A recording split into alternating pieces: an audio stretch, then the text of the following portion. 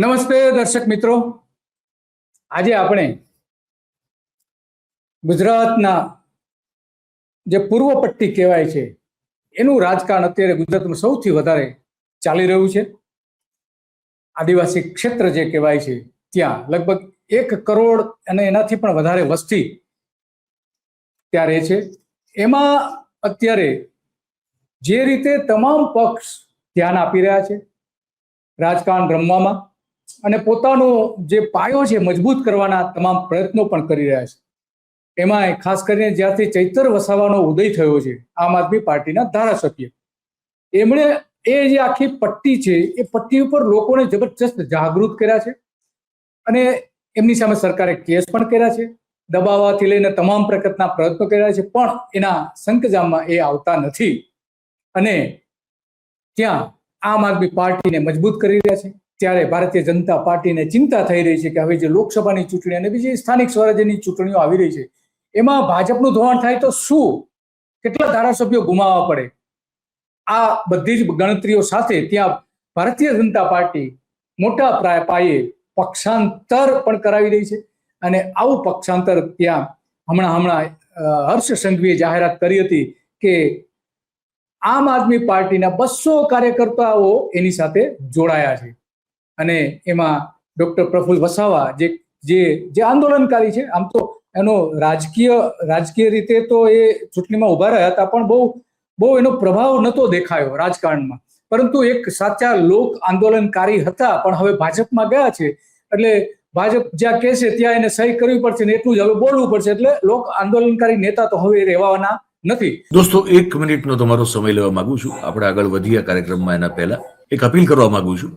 The Gujarat report એ સ્વતંત્ર પત્રકારત્વ કરતું સમાચાર માધ્યમ છે. અમે કોઈ પણ રાજકીય પક્ષનો એજન્ડા કે કોઈ વ્યક્તિ કે સંસ્થાનો એજન્ડા લઈને ચાલતા પત્રકારો નથી અથવા સંસ્થા પણ એ પ્રકારની નથી. અમે પ્રો પીપલ અને રાજ્યના નાગરિકોના પ્રશ્નો માટે એમને વાચા આપવા માટે કામ કરતી સંસ્થા છીએ અને એના માટે અમારે એક આર્થિક સહયોગની જરૂર છે, જેના માટે અમે જોઈનનું બટન આપણા યુટ્યુબ પ્લેટફોર્મ માટે અમે બનાવેલું છે. આપ સૌને એક વિનંતી છે કે અમારા આ સ્વતંત્ર પત્રકારત્વને આર્થિક સહયોગ આપવા માટે એ જોઈનનું બટન દબાવો અને અમને આર્થિક મદદ આપના તરફથી શક્ય હોય એટલી પહોંચાડવાનો પ્રયાસ કરશો તો અમને આનંદ થશે. Thank you very much. હવે આપણે આગળનો કાર્યક્રમ જે છે એ જોઈએ. તો આ બધું જે અત્યારે ચાલી રહ્યું છે એના સંદર્ભમાં આપણે ઉમેશ આપણી સાથે જોડાઈ રહ્યા છે અને ઉમેશ એ બધી જ વાત કરશે. આપણા એ આદિવાસી પટ્ટીને બહુ સારી રીતે સમજે છે અને પત્રકારત્વ રીતે એમણે ઘણી બધી ત્યાં સમાચારો પણ બ્રેકિંગ ન્યૂઝ પણ ઘણા વખત આપેલા છે. આપણે ગુજરાત રિપોર્ટમાં એ સમાચારો આપણે ઘણી વખત લીધા છે અને અવારનવાર પોતાના અભિપ્રાયો પણ એ આપી રહ્યા છે. તો ઉમેશ, તમારું સ્વાગત છે ધ ગુજરાત રિપોર્ટમાં. નમસ્કાર બધા દર્શકોને. તો આ બધું જે અત્યારે એ આદિવાસી પટ્ટામાં રાજકારણ રમાઈ રહ્યું છે અને ત્યાંનું જે સ્થાનિક રાજકારણ શું છે એની તમે સારી રીતે લોકોને સમજ પણ આપો છો. આપણે ઘણા બધા કાર્યક્રમો પણ કર્યા કે વાસ્તવમાં અંદર ખાને શું ચાલી રહ્યું છે. જે ભાગ્યે જ જો ત્યાંના પત્રકારોથી લઈને ત્યાંના લોકો કે બીજી ટીવી ચેનલ કે ન્યૂઝપેપર્સ આપે છે એ એટલું ઊંડાણથી તમે ઘણી વખત આપતા રહ્યા છો. તો આજે પણ આપણે એવા ઊંડાણથી વાત કરવી છે કે હર્ષ સંઘવીએ જે ત્યાં જઈને જાહેરાત કરી છે કે આમ આદમી પાર્ટીના 200 કાર્યકરો એની સાથે જોડાયા છે. જો કે આમ આદમી પાર્ટીએ તો ઇનકાર કર્યો છે કે અમારા એક પણ કાર્યકર એની સાથે જોડાયા નથી. જે ડોક્ટર પ્રફુલ્લ વસાવા જે જોડાયા છે તો એ આમ આદમી પાર્ટીમાં નથી એવી સ્પષ્ટતા પણ એમણે કરી હતી. તો એ અંગેની બધી જે બાબતો છે, શું અંદરનું રાજકારણ શું છે એની થોડી વાત કરશો? પહેલા તો ગુજરાતના દર્શકોને એક વસ્તુ આપણે કહી દઈએ કે ગુજરાતમાં હવે જે આંદોલનો થાય છે એની પેટર્ન બદલાઈ ગઈ છે. હવે ગુજરાતમાં કોઈ આંદોલન કરે ને તો આંદોલન શરૂ થાય એ પહેલા જેવું ખબર પડી જાય કે આ માણસ છેલ્લા ભાજપમાં જોડાશે. એનું તમે બધા ઉદાહરણો જોઈ લો. હાર્દિક પટેલે એટલું મોટું આંદોલન કર્યું, અંતમાં ગયા બીજેપીમાં. અલ્પેશ ઠાકોરે એટલું મોટા આંદોલનો કર્યા, ગયા છેલ્લા ભાજપમાં. હવે એની જ આ એક કડી છે અને એ કડીના ભાગરૂપે પ્રફુલ્લ વસાવા જે ડોક્ટર પીએચડી થયેલા છે અને રાજભાઈ કે જેઓ વિદેશમાં ભણેલા છે એ બંને પણ ભાજપમાં જોડાયા. એટલે એ લોકોએ પણ બહુ મોટું આંદોલન કર્યું હતું. કેવડિયાને લઈને સમગ્ર દેશમાં એમને મુદ્દો બનાવ્યો હતો. ભાઈ, કેવડિયામાં જે સ્ટેચ્યુ ઓફ યુનિટી બન્યું અને સરદાર સરોવર ડેમ બન્યો એમાં મોટા પાયે આદિવાસી સમાજના લોકોનું ડિસ્પ્લેસમેન્ટ થયું છે. એને લઈને એ લોકો લડતા રહ્યા અને લડાઈ જબરજસ્ત આપી હતી. એવું નથી કે એમને કોઈ કચાશ રાખી હોય, એવું પણ ન હતું તે વખતે. તે વખતને જોઈને સ્થિતિ જોઈને એવું લાગતું ન હતું કે આ લોકો ક્યારે બીજેપી સાથે જોડાશે, કદાચ એ કોંગ્રેસ સાથે જોડાય, આમ આદમી પાર્ટી સાથે જોડાય. ભૂતકાળમાં પ્રફુલભાઈ આમ આદમી પાર્ટીમાંથી ચૂંટણી પણ લડી ચૂક્યા છે નાંદોદ વિધાનસભા સીટ ઉપરથી, અને ત્યાં એમને જેટલા એમને ધાર્યા હતા એટલા વોટ પણ ન હતા મળ્યા, કારણ કે ગુજરાતની આદિવાસી પટ્ટીમાં આમ આદમી પાર્ટીને ગઈ ઇલેક્શન વખતે લગભગ 11 સીટો એવી હતી જ્યાં કોંગ્રેસ કરતા વધુ મત મળ્યા હતા 27 સીટોમાંથી. એટલે એટલા સારા મત મળ્યા હોવા છતાં પ્રફુલભાઈને એટલા સારા મત નતા મળ્યા. પરંતુ તે વખતે એમનો જબરજસ્ત વિરોધ, અને બીજું સૌથી મહત્વની વાત એ છે કે આખું જે સમગ્ર રાજકારણ થયું એમાં ફક્ત આ ઘટના એ જ પૂરતી નથી કે ખાલી પ્રફુલભાઈ, રાજભાઈ કે અન્ય કોઈ નેતાઓ બીજેપીમાં જોડાયા. આ ઘટના ફક્ત એટલી નથી. આ ઘટના એ પણ છે કે શું એ લોકો જે મૂળતઃ કોંગ્રેસી વિચારધારા ધરાવે છે એ લોકોને કોંગ્રેસ પોતાની પાર્ટીમાં લેવા માટે તત્પર અથવા તો તૈયારી બતાવી હતી? શું આમ આદમી પાર્ટીએ કોઈ પ્રકારનું એ લોકોને સાથે વાતચીત કરી હતી? આ પણ એક ઘટનાઓ છે. જો પ્રફુલ વસાવાએ જયારે આમ આદમી પાર્ટીમાંથી રાજીનામું આપ્યું હતું ને દિલીપભાઈ, ત્યારે એમને એક મુદ્દો એ કર્યો હતો કે ભાઈ યુસીસી ના મામલે સેન્ટ્રલમાંથી જે આમ આદમી પાર્ટીની જે સ્ટેન્ડ હતું એ સ્ટેન્ડ એ હતું કે તેઓ શરૂઆતમાં યુસીસી ના સમર્થનમાં હતા. હવે પ્રફુલભાઈ એ મુદ્દાને લઈને રાજીનામું આપી દીધું અને જોડાઈ ગયા એ પાર્ટીમાં જે યુસીસી લાવ્યા છે. એટલે આ તો બહુ જ વિડંબના થઈ ગઈ પાર્ટીને એવું કહીને છોડી દીધું કે તમે યુસીસી ને સમર્થન કરો છો, અને એવી પાર્ટીમાં જોડાઈ ગયા કે જેઓ યુસીસી લાવ્યા છે. અને માત્ર યુસીસી વિરોધ કરતા હતા એવું નથી, અનેક ક્ષેત્રે એમણે વિરોધ કર્યો હતો. માનો કે કેવડિયામાં જયારે નરેન્દ્ર મોદી આવવાના હતા ત્યારે પણ એમને વિરોધ કર્યો હતો, અને એ વિરોધ પણ એટલા જ મોટા પ્રમાણમાં હતો. અને આજે એ જ પાર્ટીમાં જોડાયા છે. જે રાજુ કપરાડાનું જે થયું, એમને ભારતીય જનતા પાર્ટીમાં તો જોડાયા નથી હજુ, પણ એની તૈયારી છે. આ જે નરેન્દ્ર મોદીનો જે વિરોધ કર્યો હતો એ હવે ભારતીય જનતા પાર્ટીમાં જોડાઈ ગયા છે. એમને કઈ રીતે વિરોધ કર્યો હતો એ પણ આપણે જોઈએ કે કઈ રીતે એમાં થયા હતા. હર્ષ સંઘવીએ એના માટે શું કહ્યું તે પેલા આપણે આદિવાસી સમાજ માત્ર ને માત્ર આદિવાસી સમાજના વિકાસ માટે મારા અનેક યુવાન સાથીઓ, અનેક સિનિયર નેતાઓ આજે ભારતીય જનતા પાર્ટીમાં જોડાઈ રહ્યા છે. હું ડોક્ટર પ્રફુલભાઈ વસાવા આમ આદમી પાર્ટીના ઉમેદવાર હતા, જે આજે ભારતીય જનતા પાર્ટીમાં જોડાય છે. માત્ર ને માત્ર એમને એટલું જ કહ્યું કે મને મારા સમાજનો, મારા વિસ્તારના નાગરિકોની સેવા કરવાનો અવસર જોઈએ છે. હું કોઈ હોદ્દા માટે નહીં, પરંતુ મારા નગરજનો, મારા આદિવાસી વડીલો, આદિવાસી દીકરીઓને, યુવાનોના લાભ માટે ભારતીય જનતા પાર્ટીના વિચારો જોડે જોડાવા માંગુ છું, અને આજે જોડાઈ રહ્યા છે. આ વ્યક્તિ, આ યુવાન વ્યક્તિને આપણે સૌ લોકો સ્વાગત કરીએ તાળી વગાડીને. ખૂબ સારું કામ કરી રહ્યા છે, નિસ્વાર્થ કામ કરી રહ્યા છે. આ નિસ્વાર્થ નેતાનું હું હૃદયથી ભારતીય જનતા પાર્ટીમાં સ્વાગત કરું છું. હવે આજ પ્રફુલ વસાવા, ઉમેશભાઈ, એમણે જે દેખાવો કર્યા હતા નરેન્દ્ર મોદી સામે, કાળા ફુગ્ગાઓ ફરકાવેલા, ફુગ્ગો ફોડી નાખ્યો હતો નરેન્દ્ર મોદીનો, અને એ જે આખી ઘટના હતી એ હવે ભારતીય જનતા પાર્ટીમાં છે. તો જે હર્ષ સંઘવી કહી રહ્યા છે કે લોકો નરેન્દ્ર મોદી હાય હાય હાય હાય હાય હાય, નરેન્દ્ર મોદી હાય હાય હાય હાય હાય હાય, भाजपा सरकार हाय हाय हाय हाय हाय हाय, अभी तो ये अंगड़ाई है, आगे और लड़ाई है, अभी तो ये अंगड़ाई है, आगे और लड़ाई है. जय जय बिरसा जय भीम, जय भीम जय भीम, जय जय बिरसा जय भीम, जय भीम जय भीम. नरेंद्र मोदी मुर्दाबाद मुर्दाबाद मुर्दाबाद, नरेंद्र मोदी मुर्दाबाद मुर्दाबाद मुर्दाबाद, नरेंद्र मोदी मुर्दाबाद मुर्दाबाद मुर्दाबाद, नरेंद्र मोदी मुर्दाबाद मुर्दाबाद मुर्दाबाद, भारतीय जनता पार्टी मुर्दाबाद मुर्दाबाद मुर्दाबाद, Narendra Modi go back go back go back, Narendra Modi go back go back go back. તો આજ ઉમેશ આપણા ડોક્ટર, આમ તો પીએચડી ડોક્ટર છે, તો હર્ષ સંઘવી જેને આવકાર રહ્યા છે એણે નરેન્દ્ર મોદીનો વિરોધ કર્યો હતો, હવે ભાજપમાં છે. પણ આમાં હર્ષ સંઘવી એવું પણ બોલ્યા દિલીપભાઈ કે હા. બહુ સરસ કામ કરી રહ્યા છે નિસ્વાર્થ ભાવે, તો પણ જોડાયા પહેલા તો વિરોધનું કામ કરતા હતા, તો એને બહુ સરસ કામ કેવું હર્ષ સંઘવીના મોંએ મને અજીબ લાગ્યું. અને અનેક તો કેસ કરેલા છે, આજ સરકારે એમની સામે અનેક કેસ કરેલા ભાજપ છે, સરકારે એનો કેસ વિરોધ કરેલા કરેલો છે, ધરપકડ કરેલી છે. હમ તો હવે એ ભાજપમાં છે. તો આમાં શું ખરેખર શું થયું આમાં કે જેને ભાજપમાં જોડાવવું પડ્યું? જો આનું થોડું બેક સ્ટેજમાં ચાલતું પોલિટિક્સને થોડું સમજવાનો પ્રયત્ન કરીએ તો એકચ્યુઅલમાં રાજભાઈ અને પ્રફુલ્લભાઈ ઘણા સમયથી પ્રયત્ન એવું કરતા હતા કે કોઈ નેશનલ પાર્ટીમાં આપણે જોડાઈએ. એમને ખૂબ પ્રયત્નો કર્યા કે કોંગ્રેસમાં જોડાઈ જાય. એના માટે એમને અનેક નેતાઓ સાથે વાતચીત કરી, વાટાઘાટો કરી, મુલાકાતો કરી. અંતમાં જ્યારે કોંગ્રેસની ડેડિયાપાડા ખાતે રેલી હતી, એ રેલી પહેલા તેઓ તેમના રાજકીય ગુરુ એટલે કે છોટુભાઈને મળવા ગયા અને છોટુભાઈને મળ્યા. તે વખતે કહ્યું કે ભાઈ મારે કોંગ્રેસમાં જોડાવવું છે, અને છોટુભાઈએ પછી અમે ત્યાં વાતચીત કરી. પરંતુ સેન્ટરમાંથી એવું કહેવામાં આવ્યું કે ભાઈ તમે સ્ટેટ કોંગ્રેસ સાથે વાતચીત કરો અને એમની સાથે કોલેબોરેશન કરીને તમે પાર્ટીમાં જોડાવાનું એ રાખો. હવે અહીંયા આગળ સ્ટેટ કોંગ્રેસની તમે નાકામી કહો, એમની લાપરવાહી કહો કે જે તમે સમજો, આ વાતથી એ જસ્ટિફાઈ નથી થતું કે એમને ભાજપમાં જોડાઈને પ્રફુલ્લભાઈએ કે રાજભાઈએ સમાજ પર કોઈ મોટો ઉપકાર કર્યો હોય. પરંતુ આ એક રોલ કેવી રીતે બન્યો ભાજપમાં જોડાવાનો, એને સમજવા માટે દર્શકો માટે આપણે કહી દઈએ.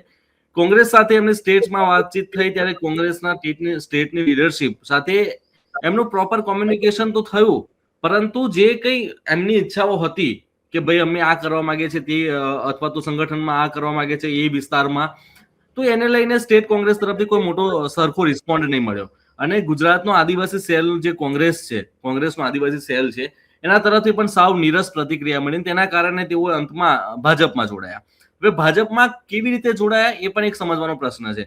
રાજભાઈ અને પ્રફુલ્લભાઈ બંનેએ આદિવાસી સમાજમાંથી જ્યારે વન મંત્રી હતા ગણપતભાઈ વસાવા, તે વખતે ગણપતભાઈનો સૌથી વધુ કોઈ વિરોધ કર્યો હોય ને તો આ બે વ્યક્તિઓએ કર્યો હતો. એ ખોટા આદિવાસી પ્રમાણપત્રોને લઈને હોય, સ્ટેચ્યુ ઓફ યુનિટીને લઈને હોય, અથવા તો અન્ય જે કંઈ આદિવાસી સમાજના પ્રશ્નો છે, જળ જંગલ જમીનના પ્રશ્નો, એને લઈને સૌથી વધારે જો કોઈ વિરોધ કર્યો હોય તો આ બંને વ્યક્તિઓએ કર્યો હતો. હવે આ બંને વ્યક્તિ ભાજપમાં જોડાયા છે એ ગણપતભાઈની છત્રછાયામાં જોડાયા છે. એટલે ગણપતભાઈનું આ એક એચિવમેન્ટ કહેવાય. કારણ કે ગણપતભાઈને તમે જુઓ કે છેલ્લા કેટલાય સમયથી જ્યારે CR પાટીલ પ્રમુખ બન્યા અને પત્રિકાકાંડ થયો ત્યાર પછી એમને સંગઠનમાંથી એકદમ બાકાત કરી દેવામાં આવ્યા હતા. એમને બસ એક MLA નું પદ આપી દેવામાં આવ્યું હતું, પોતાના વિસ્તારમાં રહેતા હતા શાંતિથી. પરંતુ એમને ફરીથી ST મોરચામાં લાવ્યા. એનું રીઝન ફક્ત એ છે કે એ જે દક્ષિણ ગુજરાતની જે પટ્ટી શરૂ થાય છે નર્મદાથી લઈને છેક તાપી સુધી, ત્યાં આગળ વસાવા પોલિટિક્સ બહુ હાવી રહ્યું છે. અને વસાવાનું જે પોલિટિક્સ છે, વસાવાની વોટ બેંક છે, એ ધીરે ધીરે ચૈતર વસાવાની તરફ શિફ્ટ થયું હોય એવું દેખાય છે. અને એના જ કારણે મારું એવું આકલન છે કે ભાઈ ગણપતભાઈ વસાવા છે, વસાવા હોવાથી એમને ફરીથી ST મોરચાના પ્રમુખ બનાવવામાં આવ્યા અને તેમનું જ આ ઓપરેશન પાર પાડ્યું હોય એવું એક માહિતી છે. બીજું કે એ જે એમને કહ્યું હર્ષભાઈએ કે કોઈ પણ વાત વગર કે કોઈ પણ માંગણી વગર તેઓ પાર્ટીમાં જોડાયા છે. આ વાત એવી છે કે પાર્ટી તરફથી, બીજેપી તરફથી એમને કોઈ પણ પ્રકારનું આશ્વાસન સામેથી જ કહી દેવામાં આવ્યું હતું કે ભાઈ કોઈ કશું મળે નહીં, તમારે પાર્ટીમાં જોડાવાનું છે, સામાન્ય કાર્યકર તરીકે કામ કરવાનું છે. એનાથી વધારે તેઓને કોઈ પણ વસ્તુ કહેવામાં નથી આવી. એટલે એમને કઈ માંગણી કરી હોય, કેમ કે માંગણી કરવાનો ઓપ્શન હતો જ નહીં, બસ એમને પાર્ટી જોઈન કરી છે. અને હવે આગળ શું કરે છે, કારણ કે હવે મને એવું લાગી રહ્યું છે કે બીજેપી જે છે આ બંને વસાવા નેતાઓને ચૈતરભાઈ વસાવાની સામે પ્રોજેક્ટ કરશે એવું મને પ્રાથમિક દ્રષ્ટિએ લાગી રહ્યું છે. કેમ કે ગણપતભાઈ છે, પણ ગણપતભાઈ કેવું છે, એ એક ડિપ્લોમેટિક પોલિટિક્સ રમતા માણસ છે. એ ફ્રન્ટ ટુ ફ્રન્ટ આવી જાય એવા નથી. અને તમે રાજભાઈના કે પ્રફુલ્લના કોઈ પણ ઇન્ટરવ્યુ હમણાં જુઓ એમને જોડાયા પછી, તો એ ચૈતરભાઈ પર સીધા આરોપ લગાવે છે કે ભાઈ એ તોડપાણી કરે છે, એ સમાજનો મસીહા થઈને ફરે છે, વગેરે વગેરે. બરાબર. તો એવો જ એક મોકો આમની પાસે પણ મસીહા બનવાનો હતો, પરંતુ તે વખતે તેઓ હરખી રીતે એને કેપ્ચર નહીં કરી શક્યા. કારણ કે બંનેના ગુરુ અને એમની જે પાર્ટીઓ છે બંને પહેલા એક જ હતી, બંને BTP અને છોટુભાઈના પોલિટિક્સથી નીકળેલા લોકો છે. તો આ ડોક્ટર જે છે પ્રફુલ્લ, એ પેલા શું એની કેરિયર કઈ રીતે શરૂઆત થઈ, શું હતા અને પછી ધીમે ધીમે કોની તરફ ગયા અને હવે ક્યાં છે?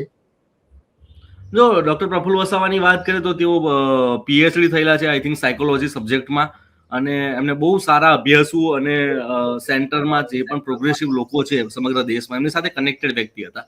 તેઓ અમદાવાદ ખાતે પ્રોફેસર તરીકે નોકરી પણ કરતા હતા, પરંતુ તે વખતે જ્યારે છોટુભાઈ વસાવાને એમનું પોલિટિક્સ આદિવાસી વિસ્તારમાં થોડું ઘણું હાવી થઈ રહ્યું હતું અને એમને 2 સીટો ગુજરાતમાં અને 2 સીટો રાજસ્થાનમાં લાયા, તે વખતે પ્રફુલભાઈ છે એ છોટુભાઈના પીએ તરીકે ત્યાંથી નોકરી છોડીને આવેલા અને તે વખતે તમને કહેવામાં આવ્યું હતું કે ભાઈ તમને ડેડિયાપાડા સીટ જે છે ત્યાંથી ટિકિટ આપવામાં આવશે અને તમે તૈયારી શરૂ કરો.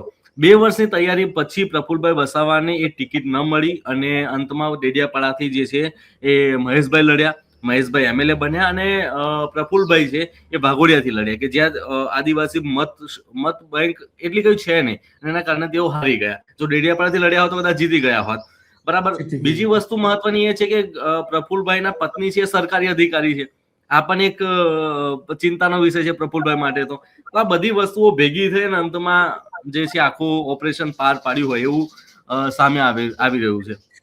તો આમાં ઉમેશ, એક ઘણા બધા લોકોનો એક પ્રશ્ન ઉભો થાય છે કે આમ પ્રફુલભાઈની આપણે વિચારધારા જોઈએ તો એ ભલે રાજકીય નેતા એટલા હજુ સક્સેસ ન કહી શકાય, એનો કોઈ બેઝ બનાવેલો હોય એવું ક્યાંય દેખાતું, એટલું બધું નથી દેખાતું એમ પેલી નજરે આપણે જોઈ શકીએ કે. તો એ આમ એમની જે વિચારધારા છે આપણે જાણીએ છીએ કે ભારતીય જનતા પાર્ટી વિરોધી અને RSS ની વિરોધી ઘણા બધા એના નિવેદનો આપણે જોયા છે કે RSS સામે પણ બોલતા હતા અને ભારતીય જનતા પાર્ટી સામે બોલતા હતા, નરેન્દ્ર મોદી સામે અને ભાજપના તમામ મુખ્ય પ્રધાનો સામે બોલતા હતા, પક્ષના સિદ્ધાંતો સામે બોલતા હતા. તો આમની જે વિચારધારા છે આમ એકંદરે આપણે એવું કહી શકીએ કે કોંગ્રેસની વિચારધારા ની લગભગ નજીક કહી શકાય. તો કોંગ્રેસમાં કેમ ના ગયા? કોંગ્રેસમાં એ લોકો લેવા જોઈએ ને, કેમ ન લીધા? અમિત ચાવડાની પેલી જવાબદારી બને છે કે આવા મજબૂત નેતાને પોતાની સાથે લેવા જોઈએ, તો કેમ એમાં ન લીધા એમને? જો એનું એક ઉદાહરણ બીજું એક આપું તમને દિલીપભાઈ.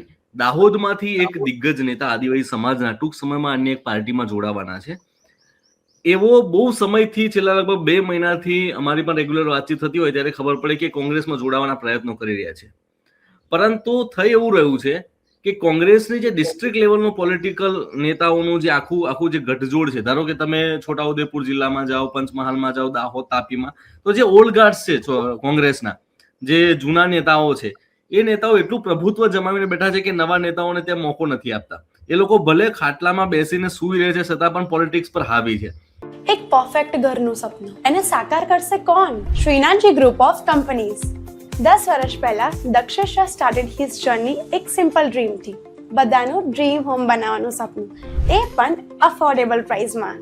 2015 થી હજારો ફેમિલીઝનું સપનું પૂરું કર્યું છે. તો તમે કેમ પાછળ રહી જાઓ? આજે જ મુલાકાત લો શ્રીનાથજી સામ્રાજ્ય અને સ્વસ્તિક પાર્કની અને તમારા સપનાને એડ્રેસ આપો.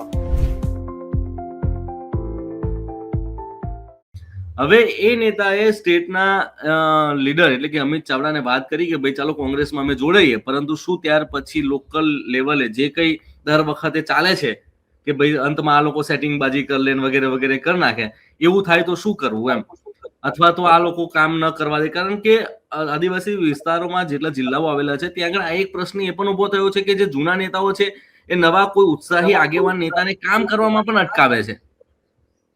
એટલે એવી સ્થિતિ થાય તો શું કરવું એમ. તો અમિત ચાવડા તરફથી એમ કહેવામાં આવ્યું, જે એમને મને કહ્યું કે ભાઈ એવું નાનું મોટું પોલિટિક્સ તો લોકલ લેવલે ચાલતું હોય, તમારે મેનેજ કરવાનું હોય. હવે સ્ટેટનો પ્રેસિડન્ટ ડિસ્ટ્રિક્ટના પોલિટિક્સ જે પાર્ટીને નુકસાન કરે એવું પોલિટિક્સ છે એને કંટ્રોલ ન કરી શકવા માટેની તૈયારી દર્શાવતા હોય તો લોકો કેમ કોંગ્રેસમાં જોડાય? આ એક મોટો પ્રશ્ન છે. અને બીજો આદિવાસી વિસ્તારોની વાત કરીએ તો આદિવાસી સેલનો જે કોંગ્રેસનો પ્રમુખ છે રાજેન્દ્રભાઈ પારગી, એવું સંગઠનાત્મક રીતે કોઈ બહુ સારું કાર્ય કરતા હોય એવું નથી દેખાતા. એ બસ પોતાની 1-2 સભાઓ હોય ત્યાં આગળ જઈને ભાષણ આપી દે અને એની વાર્તા પૂરી કરી નાખે. જયારે શ્રીનિવાસ બેબીને અહીંયા આગળ પ્રભારી તરીકે મૂકવામાં આવ્યા ને દિલીપભાઈ, ત્યારે મને બહુ આશાઓ હતી. મને લાગતું હતું કે કોંગ્રેસ હવે રિવાઇવ થઈ શકે, કારણ કે શ્રીનિવાસ બેબીને તમે પણ ઓળખતા હશો કે સેન્ટરમાં યુથ કોંગ્રેસનો નેશનલ પ્રેસિડેન્ટ રહ્યા છે અને ઘણા એક્ટિવ છે. પરંતુ ગુજરાતમાં આવીને એ માણસ પણ નેતા બની ગયો એવું લાગે છે. એ માણસ પણ હવે ફક્ત સંગઠન ઉપર ધ્યાન આપવાની જગ્યાએ સ્ટેજ ઉપર જઈને ભાષણો કરે છે, એનાથી વધારે કઈ નથી કરતા. તો એના કારણે આ બધી સ્થિતિ એવી થઈ ગઈ છે કે લોકો કોંગ્રેસમાં નથી જોડાઈ રહ્યા. બાકી આમની વિચારધારા મૂળતઃ તો કોંગ્રેસી જ છે. એ આપણે આ જોઈ શકીએ છીએ એમના જે સોશિયલ મીડિયા એકાઉન્ટ્સમાં જે આ બધી એમને આંદોલનોથી લઈને જે આપણે જોઈ શકીએ છીએ આ રીતે. કારણ કે એનું સૌથી મોટું મહત્વનું કહી શકાય કે એ સરદાર પટેલ સ્ટેચ્યુ ને એની જે જમીનો ગઈ આસપાસના જે 6 ગામ ને પછી બીજા 12 ગામ, તો એ જે જમીનોના માટે લડતા રહ્યા એને એમાં કેટલાક અંશે એને વિજય પણ મળ્યો છે. આ બધા એના કટિંગ આપણે જોઈ શકીએ છીએ.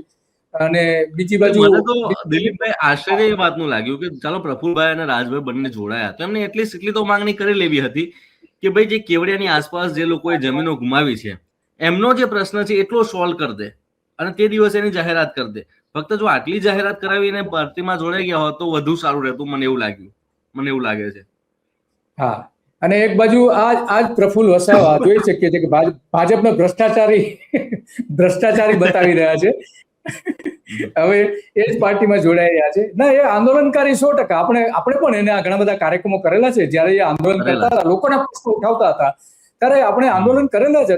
એના છેલ્લા તરીકે એ હંમેશા માટે આગળ પણ રહ્યા છે. મનરેગા કૌભાંડમાં પણ એમને જે આખી બાબતો હતી એમાં ચૈતર વસાવાની સાથે ઉભા રહ્યા હતા જયારે એની ધરપકડ થઈ હતી ત્યારે. અને અત્યારે હવે ચૈતર વસાવાનો વિરોધ પણ કરી રહ્યા છે. ભાજપને નર્મદા જિલ્લો સોનાના ઈંડા આપતી મુરગી બની છે. એટલે કે ભારતીય જનતા પાર્ટી કમાણીનું મોટું સાધન બની ગયું છે એવું એમનું કહેવાનું દેખાઈ રહ્યું છે. આમાં દિલીપભાઈ ઇન્ટરેસ્ટિંગ એંગલ એ પણ છે. હવે અહીંયા આગળ સૌથી ઇન્ટરેસ્ટિંગ એંગલ તો એ ક્રિએટ થઈ રહ્યો છે કે હવે નર્મદા જિલ્લામાં બીજેપીમાં પણ 3 લોબી ચાલે. તમે સમગ્ર ગુજરાતમાં જુઓ અને નર્મદા જિલ્લાનું પોલિટિક્સ જુઓ તો તમને એવું દેખાશે કે નર્મદા જિલ્લામાં ભાજપના સાંસદ MLA એકબીજાની સામે આવી ગયા એવી સ્થિતિ પણ સર્જાતી હોય એવું તમે જોયું હશે. દર્શનાબેન દેશમુખ અને મનસુખભાઈ સામે આવી ગયા હતા અને એકબીજા ઉપર ભ્રષ્ટાચારના અને લાંચ લેવાના આરોપો પણ લગાયા હતા. હવે નર્મદા જિલ્લામાં 3 લોબી ચાલે છે. એક સહકારી ક્ષેત્રની લોબી કે જે છે એ ઉજળિયાત કોમ્યુનિટીના લોકો જે છે એની પર પ્રભુત્વ ધરાવે છે. બીજું છે મનસુખભાઈની લોબી અને ત્રીજી છે દર્શનાબેનની લોબી. હવે પ્રફુલ્લ અને રાજ કઈ લોબીમાં જાય છે એ બહુ મહત્વનું છે. કારણ કે અહીંયા આગળ વસ્તુ એ થઈ રહી છે કે એ જે ભરૂચ સીટ છે જેની ઉપરથી આ બાકી નર્મદા જિલ્લાનો કેટલો વિસ્તાર જે આવે છે એ ઓપન સીટ છે ને ત્યાં આગળ વર્ષોથી જે છે એ મનસુખભાઈ આદિવાસી હોવા છતાં ત્યાં આગળ સાંસદ છે. એટલે ત્યાં આગળ લોબી બહુ ભયાનક ચાલે છે. હવે પ્રફુલભાઈ અને રાજભાઈ કઈ લોબીમાં જાય છે એ પણ એક બહુ ઇન્ટરેસ્ટિંગ વાત છે, જોવા મળશે આગળ જતા. કારણ કે નીલ રાવ જ્યારથી પ્રમુખ બન્યા છે ત્યારથી નીલ રાવને પણ અપેક્ષા એવી છે કે ભરૂચ લોકસભા સીટ જે છે પોતાની પત્ની કે જે સંઘની એક શાખા વનવાસી કલ્યાણ પરિષદના ઉપપ્રમુખ છે તેમને લડાવે. એટલે આ બધું પોલિટિક્સ પણ ચાલે છે. એટલે પ્રફુલભાઈ અને રાજભાઈને મને એવું લાગે છે દિલીપભાઈ, હું પૂરું કરી દઉં, કોઈ બહુ મોટો ફાયદો નથી બીજેપીમાં જોઈન થવાનો, કેમ કે નર્મદા જિલ્લામાંથી આવે છે. ઓકે, બરાબર, બહુ ફાયદો. આ આપણે જોઈ શકીએ છીએ ઉમેશ કે એમણે RSS ની ટીકા કરી છે કે દેશના ટુકડા કરનાર છે ભાજપ, RSS, એવું સ્પષ્ટપણે એવો આરોપ એકતાને, જે દેશની એકતા, ભારતની એકતા, ભારતની એકતાને તોડે એવા પ્રયત્નો RSS કરી રહ્યું છે. તો RSS એમને જીવવા દે છે ખરું? ભાજપમાં મહત્વના હોદ્દાઓ પર આવવા દે છે ખરા? એ જ મેં કહું છું કે કઈ લોબીમાં હવે સામેલ થાય છે ને એ બહુ મહત્વનું છે જોવાનું. એક સંઘની લોબીમાં પણ જાય છે કે બીજેપીના કેડરની લોબીમાં જાય છે કે સાંસદ, ધારાસભ્યો કઈ લોબીમાં જાય છે ને એ જોવાનું બહુ મહત્વ રહ્યું.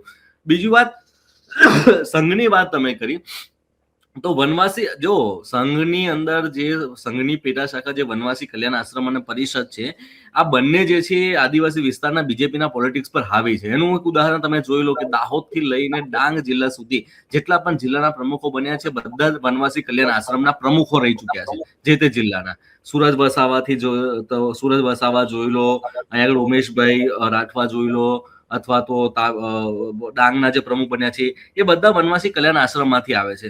આવી રીતે કોઈ સીધી એન્ટ્રી કરી હોય અને એમને પછી સંઘમાંથી કે સીધા બીજેપીમાં આવ્યા હોય અને ફાવ્યા હોય બીજેપીમાં ટિકિટ મળી જાય, એવું બહુ ઓછા ઉદાહરણો જોવા મળે છે.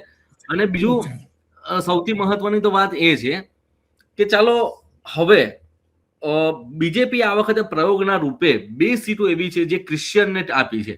એક છે વ્યારાની, જેમાંથી મોહનભાઈ કોકની MLA તરીકે આવ્યા છે, અને બીજું છે રીતેશભાઈ વસાવા. રીતેશભાઈ વસાવા જે છે એ ઝઘડિયા બેઠક ઉપરથી ચૂંટણી લડ્યા છે છોટુભાઈ સામે. હવે રીતેશ વસાવાને તો ગણાયો મોટો કર્યો એના ઘરે રાખીને છોટુભાઈએ એની પાર્ટીમાંથી ચૂંટણી લડાવી અને પછી અંતમાં બીજેપીમાં રહીને છોટુભાઈની સામે ઇલેક્શન લડ્યો અને જીતી ગયો. ઝઘડિયાની બેઠક ઉપરથી મોસ્ટ પ્રોબેબલી જે મારી પાસે ઇનપુટ છે હાલની દ્રષ્ટિએ, રીતેશ વસાવાની જો ટિકિટ કપાય તો પ્રફુલ્લભાઈ અથવા તો રાજભાઈ માંથી કોઈ એકનો પાસે મોકો એવો આવી શકે, એની સંભાવના ઘણી ઓછી છે, છતાં પણ કે ઝઘડિયા બેઠક ઉપરથી ચૂંટણી લડી શકે છોટુભાઈની સામે. જો આવી સ્થિતિ આવે તો પોતાના ગુરુ સામે લડવાનો એક મોકો મળે તેવું બની શકે. એના માટે એને સંઘનું પેન્ટ, ખાકી પેન્ટ પહેરવું પડે અને સંઘને જઈને સલામ મારવી તો જ શક્ય બને. બીજી બાજુ હર્ષ સંઘવી એવું કહે છે કે લોકોના સારા કામો કરે છે, તો હવે તો એ કામ કરી શકવાના નથી. તો આ જે ઘટના બની છે ત્યાં આદિવાસી વિસ્તારની જે છે સાગબારાની જે છે એ જોઈએ ઉમેશ, કે ત્યાં આજે મહિલાઓને જે એમની ડિલિવરી વખતે પૂરતી સુવિધા, તે તમે પણ અગાઉ 3 સ્ટોરી આવી કરી હતી કે અને ત્યાં સ્થળ ઉપર જઈને તમે સ્ટોરી કરી હતી. આવી જ એક બાબત છે આપણી સામે આવી છે કે જે આ બધાને રાજકીય રીતે તો બધાને લે છે, પણ સામાન્ય લોકોનું શું એ ચિંતા ઉપજાવ્યો આ એક કિસ્સો છે, એ પણ સાંભળીએ આપણે. એક વખત દુઃખદાયક અને પીડા આપી તસવીર સામે આવી છે. નસવાડી તાલુકાના કુપા ગામેથી એક મહિલાને ડિલિવરી માટે દવાખાને લઈ જવા માટે 108ને ફોન કરે છે, પરંતુ 108 પોતાના ગામ એટલે કે કુપા ગામ સુધી રોડ રસ્તો ન હોવાના કારણે કુપા ગામ સુધી 108 પહોંચી નથી શકતી અને નજીકના ગામ છે ત્યાં સુધી 108 પહોંચે છે. એ મહિલાના પરિવારજનો 108 સુધી પહોંચાડવા માટે ઝોલી કરે છે અને ઝોલીમાં લઈ જાય છે, પરંતુ 1 થી 2 કિલોમીટરનું અંતર કાપવાનું હોવાથી સમયસર 108 સુધી પહોંચી ન શકવાના કારણે આ મહિલાએ રસ્તામાં જ બાળકને જન્મ આપી દીધેલો છે. ત્યારે સરકાર માટે ખૂબ જ ગંભીર બાબત છે આ.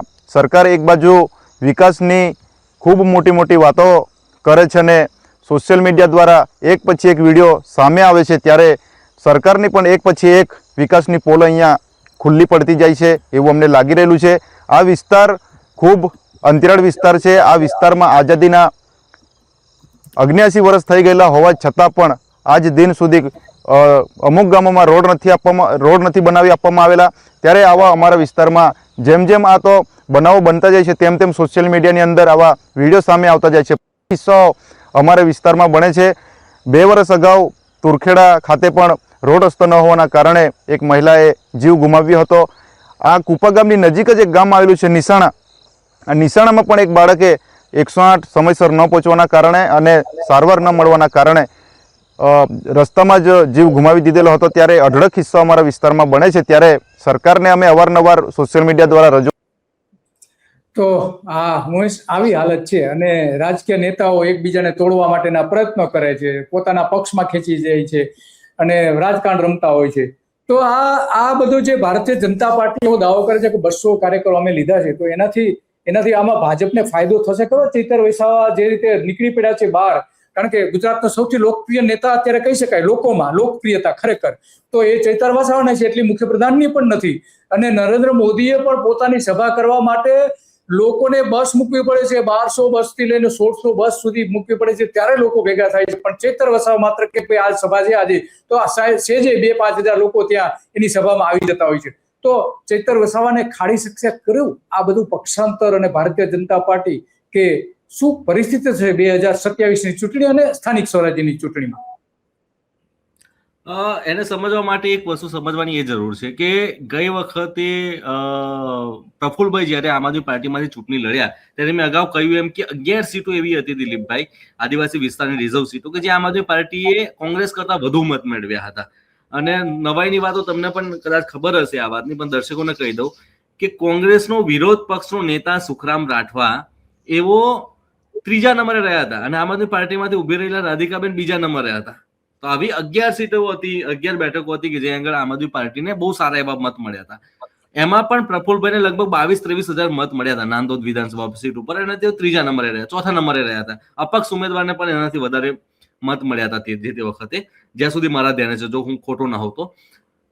એટલે હવે જો ચૈતર વસાવાની સામે જો અન્ય કોઈ વસાવા નેતાની સામે કરવામાં આવે અને એમાં તો આ એક વિકલ્પ તરીકે જો ભાજપ જોતી હોય તો મને નથી લાગતું કે ચૈતરભાઈ વસાવાને કોઈ મોટું નુકસાન છે, કારણ કે રાજભાઈ વસાવાની અને પ્રફુલ્લભાઈ વસાવાની કોઈ પર્ટિક્યુલર વોટ બેંક નથી. એમને કેવડિયાનું આંદોલન ચલાવ્યું બરાબર, પરંતુ કેવડિયાની જે આસપાસના તળવી સમાજના લોકો છે, હવે સૌથી નવાઈની વાત એ છે કે જેટલા લોકો આંદોલનમાં હતા એ લોકો પણ બીજેપીમાં જોડાઈ ગયા હતા, કોંગ્રેસમાં જોડાઈ ગયું હતું. આંદોલન પછી કેવડિયામાં આટલા મોટા આંદોલન પછી પોલીસે ત્યાંની મહિલાઓને કોરોના કાળ વખતે બહાર કાઢીને ચોટલાઓ જલીને મારી હતી. ત્યાર પછી જિલ્લા તાલુકાની ચૂંટણી થઈ. તાલુકા પંચાયત અને જિલ્લા પંચાયત કેવડિયા બંને બીજેપી જીતી ગઈ હતી. હા બોલો, બંને જીતી એટલે આમની તો પોલિટિકલ વોટ બેંક છે નહીં. એટલે બેઝ એટલે કદાચ નથી. તો એમને ઉમેશ, કઈ સામે મૂકવાનો પ્રયત્ન કરવામાં આવે તો પણ મને નથી લાગતું કે બીજેપી એટલું સફળ રહે. સફળ રહે. હા, તો ઉમેશ, તમારો ખૂબ ખૂબ આભાર. આપણે સમયની પણ કેટલીક મર્યાદા છે અને ઘણી બધી વિગતો આપી. ત્યાં ખરેખર રાજકારણ કેવું છે એ પણ તમે વિગતો આપી. લોકોની સારી એવી જાણકારી કે ત્યાં ભાજપ કઈ રીતે નબળો છે અને આમ આદમી પાર્ટી કેટલી મજબૂત થઈ રહી છે એ આના ઉપરથી ખ્યાલ આવે છે. અને એટલા માટે હર્ષ સંઘવીને સ્પેશિયલ ઓપરેશન માટેની જવાબદારી સોંપી, ગણપત વસાવા બધાને લાયા મળ્યા, આ તે બધું કર્યું, પણ ભાજપ જીતશે કે કેમ એનો સવાલ એક સૌથી મોટો આઈન ઉપર છે. તો ખૂબ ખૂબ આભાર તમારો ઉમેશ. તો આ લોકસભામાં જે છેલ્લી ચૂંટણી થઈ ત્યાર પછી વિધાનસભાની હવે ચૂંટણી આવી રહી છે, સ્થાનિક સ્વરાજ્યની ચૂંટણી આવી રહી છે અને એટલા માટે ભારતીય જનતા પાર્ટી રઘવાઈ થઈ છે. પોતે જો જીતે એમ હોય તો પક્ષાંતર કોઈ પણ સંજોગોમાં કરાવે નહીં. અને હર્ષ સંઘવીને મને લાગે છે કે આદિવાસી વિસ્તારોમાં ખાસ જવાબદારી સોંપી હોય એવું દેખાઈ રહ્યું છે, કારણ કે ચેતર વસાવાને એ તોડી શક્યા નથી અને 2,500 કરોડ રૂપિયાના મનરેગા કૌભાંડના આરોપો મૂક્યા હતા. મનસુખ વસાવાની સામે અનેક આરોપો મૂક્યા હતા. ભારતીય જનતા પાર્ટીની સામે અનેક આરોપો મૂક્યા હતા. વિધાનસભા અત્યારે ચાલુ છે એમાં પણ એ બોલી રહ્યા છે. એને એ ઝુકાવી શક્યા નથી. હવે એવું લાગી રહ્યું છે કે લોકો ભાજપને અહીંયા ઝુકાવશે. બસ આજે આટલું અને આવી જ બાબતો ઉપર આપણે ચર્ચા કરતા રહીશું. નમસ્તે.